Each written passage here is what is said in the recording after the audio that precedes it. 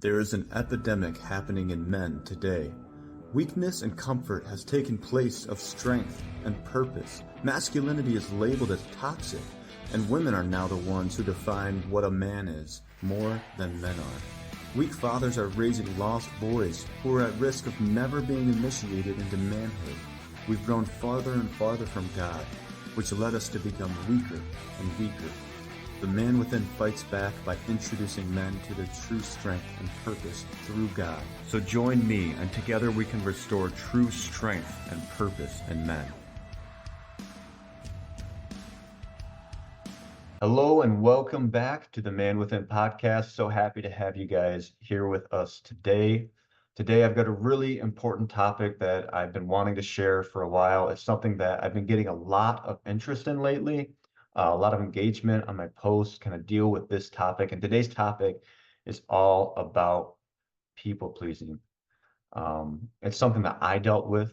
It's something that I know a lot of men are dealing with. And I just want to take this time today to do a topic specific episode, just walking through people pleasing. Something that really helped me get through this, because like I said, I've experienced this in my own life. Something that really helped me fight these greater issues, whether it be people pleasing or depression or whatever main issue.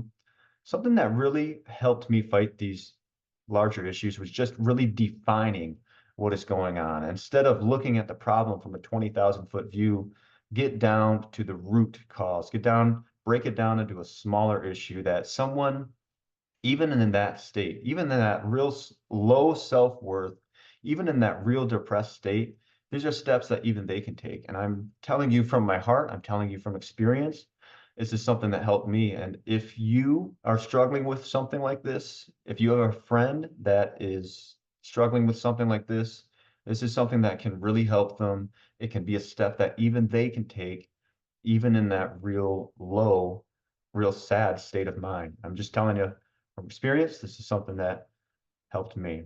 So today, what we're going to do is define people pleasing, and define the problem really helped me get to the next part, which is the root of the issue, the root of finding that problem. Because as you know, it's not as easy as just putting a quick fix on it, putting a Band-Aid on it, just getting prescribed to pills for the rest of your life. No, you got to get to the root of the issue. We weren't born to be on antidepressants our entire life. I've been on antidepressants and I've been off it. I can see what they can do to help. I've seen stories of how they hurt. But the most harmful thing that you are going to do is ignore the problem and let it become a bigger problem. So we are going to define it and get down to the root of it. So all that being said, let's go ahead and dive in. I just want to give a little background on how this affected my life. So growing up, all through college, all through high school, basically all throughout my teens and early 20s, I did a lot of people pleasing. I didn't really know what real friendship looked like, so I had to make up my own version of it. And that version was force myself into groups of friends, force myself to be around people who, you could tell really would rather not have me be there, but they weren't going to say it. And just do whatever I could to earn their approval. But despite immeasurable effort, despite all these efforts, all these things that I would do for them, I never really succeeded. I never really got anything in return. I was never part of the inner circle. I never was a part of their inside jokes. In fact, a lot of times it felt like I was the subject of their jokes. It always felt like I wasn't welcome. I always just felt very uncomfortable around them. And I usually wasn't invited to things.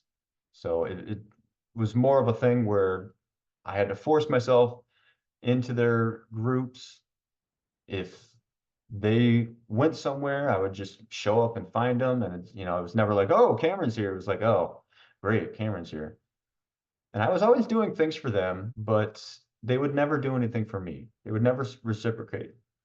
And I understand that as a friend, you give with the intention to give without expecting anything in return, but I didn't know that. And we're going to touch on all of that stuff. But No matter how much I gave, I never really got anything in return except a lot of discomfort and anxiety and stress and depression. But to be honest, I didn't even know what I wanted.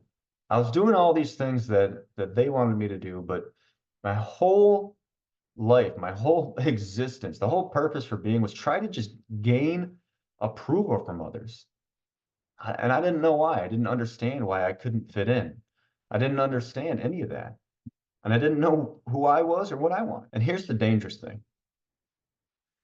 My life was dependent upon others' approval. But because of my people-pleasing behavior, because of my low self-worth, I never got it. So I didn't really have a life, meaning I wasn't living a life worth living. I didn't know what life was or what it meant because I didn't have my own identity. I was living someone else's life. I was trying to. And this is why definitions are so important. I didn't know what a life was, so I wasn't focusing on building one. I was just focusing on gaining approval. So, in other words, I was digging myself deeper and deeper into a shell of a person. I was digging myself deeper and deeper away from living a life because I was completely misdirected. I was misguided. I was trying to figure things out on my own. And when it comes to life, something as important as life, you can't do something like that on your own. You definitely can't make that identity for yourself, and you can't let others dictate that for you. The only one that gives you your identity and your purpose is God. And we're going to get there in a minute. But at that point, I didn't know it. So I'm sure this is hitting home with a lot of you guys. But I want to give you hope right now that you can change. With God, you can and you will get out of it. So we're going to define what people pleasing is, where it comes from together. Today, it's time that we have, and that alone should bring a ton of clarity and should help you start taking the true steps that are going to lead to lasting change instead of just running around in circles for years, like I was, digging myself a deeper and deeper grave, going farther and farther backwards without even knowing it. And I don't want you to be in that place. If it feels like you're in that place, I'm giving you hope right now. You're going to get out of it. We're going to define what people pleasing is right now. What is people pleasing? The dictionary would define it as the tendency to accommodate others' needs at the expense of one's own, out of fear of rejection or because of the need of approval. So, simply put, a people pleaser will try to fulfill their own needs by fulfilling the needs of others. A people pleaser is hurting themselves to try to make someone else better, but that's not how relationships work. In the worst case scenario, no one is worse off, but one person might be a little bit better. But in people pleasing, everyone is worse off. And that's one of the problems. One of the problems with people pleasing is a people pleaser doesn't know what true love or true friendship looks like. So when they make their own attempt of friendship, they make their own attempt of love, when they have their own counterfeit of it, when they try to please people, everyone is worse off. Here's what I mean by that. A people pleaser's friendship isn't authentic. But the purpose of any relationship is to give without any intention, without any other motive. But a people pleaser is only giving so that they can receive something in return, meaning love or approval. They're only giving so they can get that love and approval from others. But since they don't know what love really is, it's a never-ending battle. So what happens when you continue to give with an ulterior motive? Well, eventually you get found out. Have you ever had a friend or a coworker, some sort of associate in your life that, you thought they were being nice to you, and then come to find out they were only doing it so they could borrow your car, or they were doing it to get introduced to someone that you knew, or they were doing it to get some money from you. And, while they were being nice to you, while they were giving you things, it seemed really genuine, but eventually you found out, and it's like, oh, this friendship that I thought we had is actually meaningless. And I don't need something meaningless draining energy from my life, which is exactly what's happening if you are people pleasing. Next, you never get what you're looking for, which leads to resentment in the other person because they can never meet your needs. They can never meet your demands.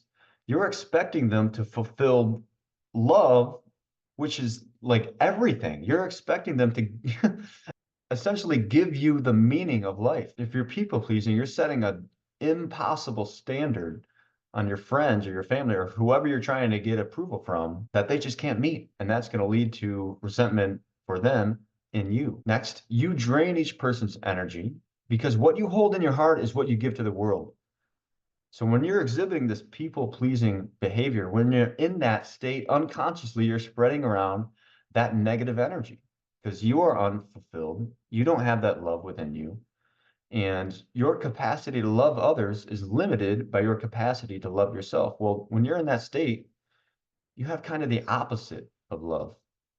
You have the opposite of that, and they're spreading that negative energy around. So it's no wonder people don't really want to invite you to things. It was no wonder that people didn't really want to invite me to things.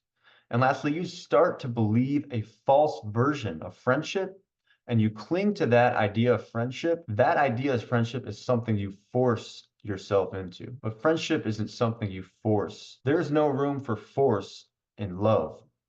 But like I said a few minutes ago, the longer you let a problem go unnoticed or untreated, the worse it gets.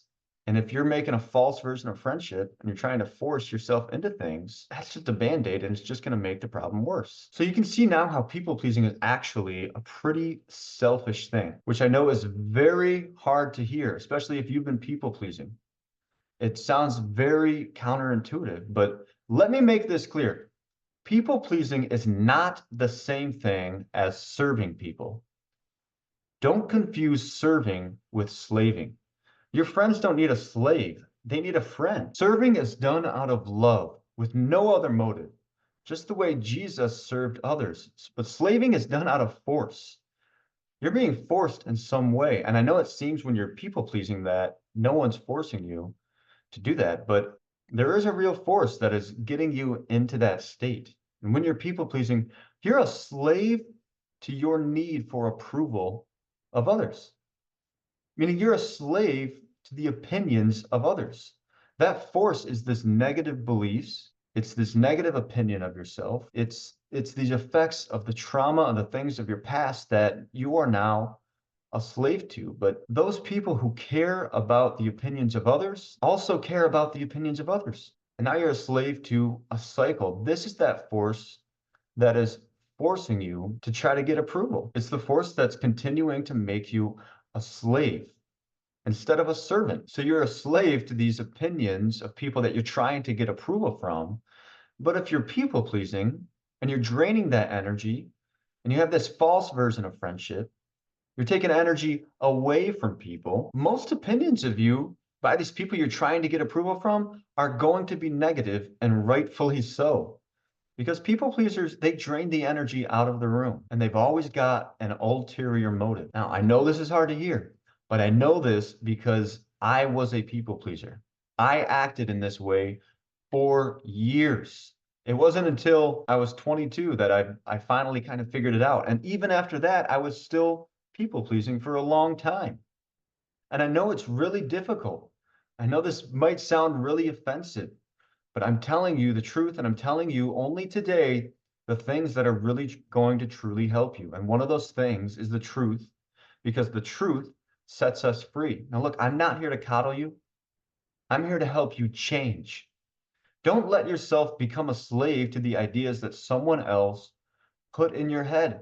Don't let yourself get trapped in that never-ending cycle. Don't let the enemy put thoughts in your head. If you feel any hesitancy over what I'm saying right now, you need to get rid of those thoughts because I'm telling you what you need to change. I'm telling you because I've been there. I experienced it. I was a people pleaser for years. This was a very difficult process for me. This is very difficult for for me to hear. It's difficult for me to talk about. And I know it's difficult for you to hear, but life is going to be a lot more difficult if you continue to stay in this mindset, if you continue to have low self-worth, if you continue to damage friendships. Guys, one of our needs is belonging. When God created Eve for Adam, God said it is not right for man to be alone. Well, guys, it's not right for you to be alone. But if you continue to have this people-pleasing behavior, you're not going to find true, genuine friendships, which means even when you're in a room full of people, you're going to be like I was, uncomfortable, and you're going to feel just as alone as if you were in your own apartment. So don't let yourself be a slave to those beliefs. It's time to make a change. So let's get to the root of the problem. We've defined people-pleasing. Now let's talk about where it actually comes from. And in order to do this, I'm going to pull up a graphic here. So this graphic that I've got pulled up is called Maslow's hierarchy of needs. It's something that's very popular in psychology. It's something that really helped me understand myself as a human, some of the things that I needed, and some of those things that I still really needed to work on. And obviously, this is just a real basic sketch, real basic understanding.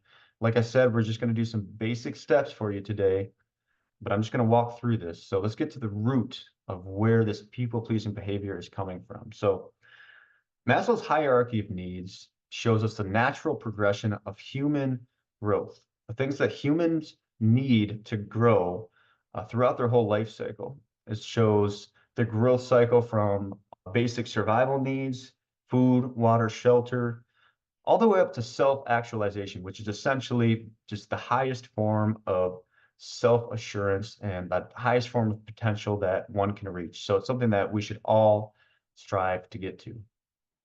But for people pleasers, they are far from seeing their real potential. They're far from even seeing the top of the pyramid here, let alone even thinking about their fullest potential. So for people pleasers, some of their most basic needs haven't even been met yet. And this is where a lot of the root of the problem comes from. So during some of their most formative years in childhood, a few things may have happened. For one, their parents might have set their standards too high. Maybe they were the oldest child and they expected the oldest child to kind of raise the younger siblings. Or maybe they just were trying to live vicariously through their children and they wanted them to be perfect. So they had a lot of perfectionism instilled into them. So they set a standard that was too high. It was an impossible standard.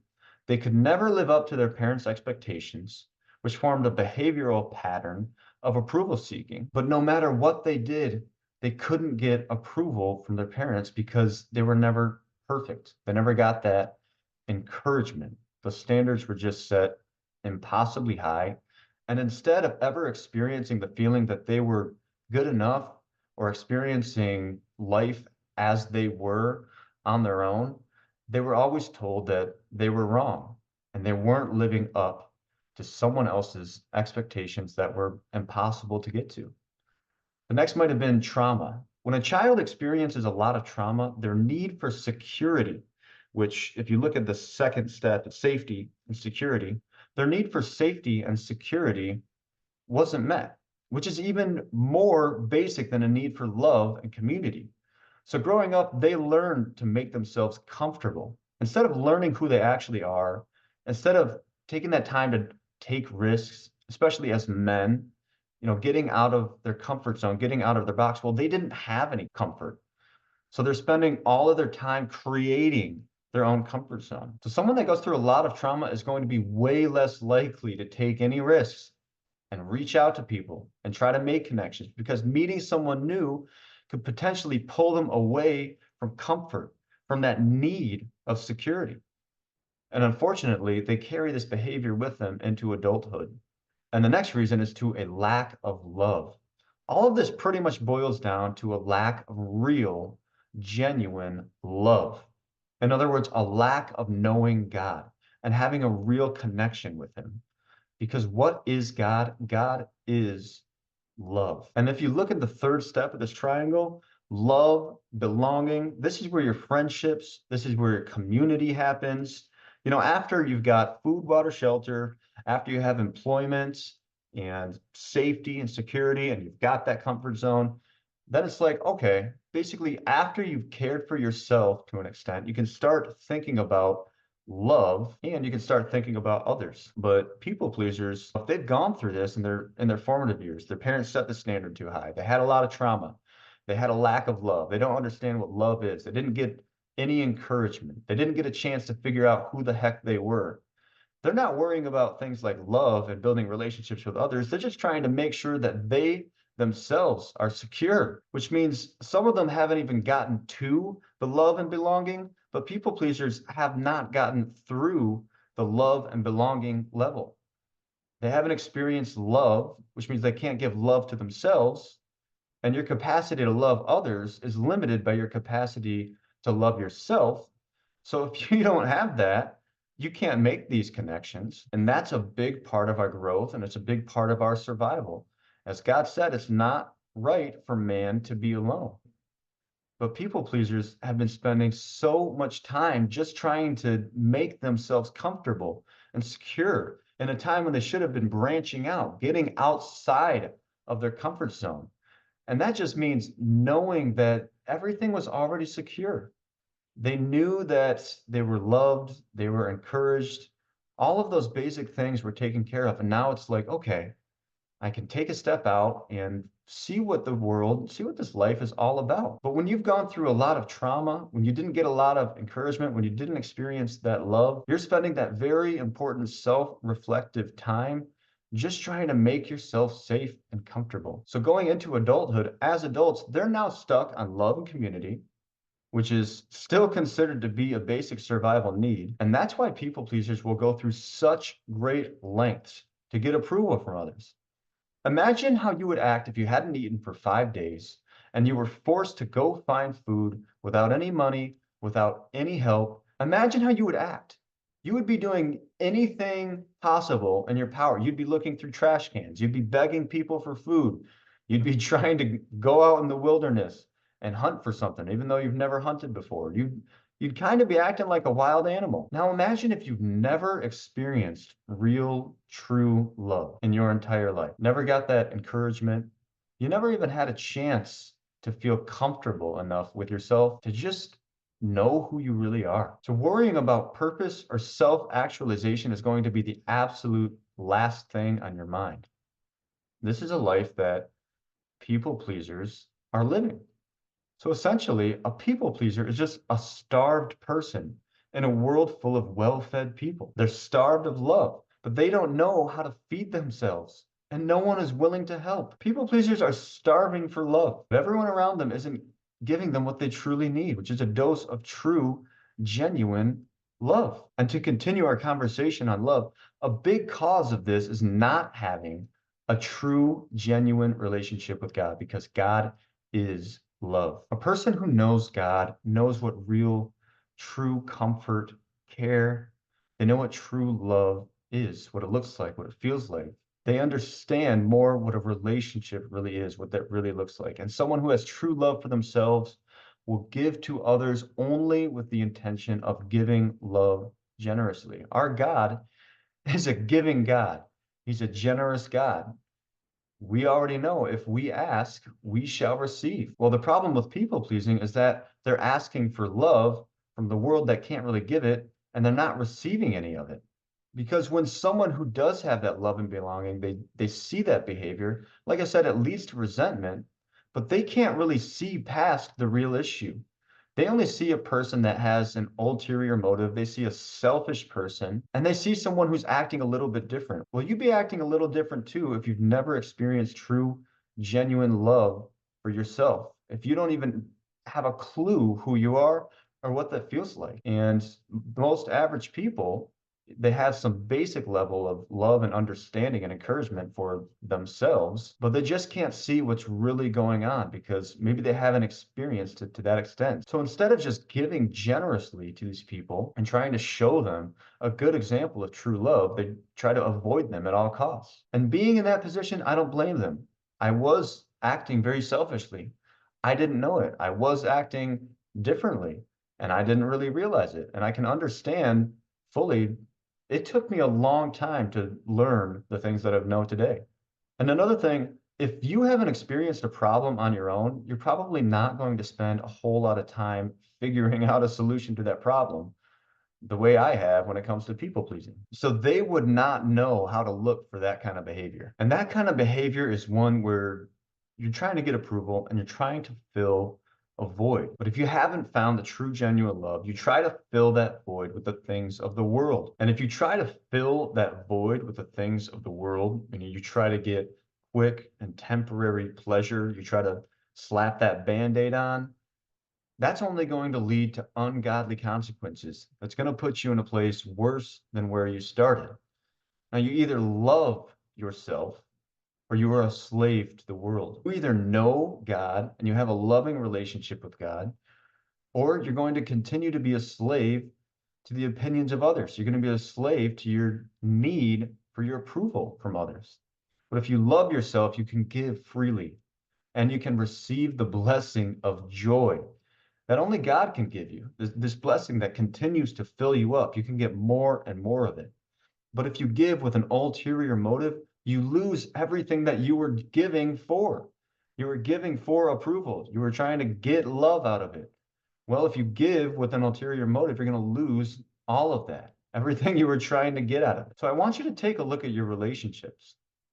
Where is your relationship right now with God? How are those around you treating you? How are you treating them? Are you encouraging each other? Are you lifting each other up? Do you feel like you're growing around them?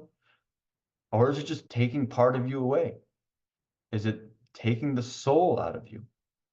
Is it doing the opposite of growing you? Well, I'm telling you, if your relationships are draining for you, then it is draining for them as well. It's not fair for either of you.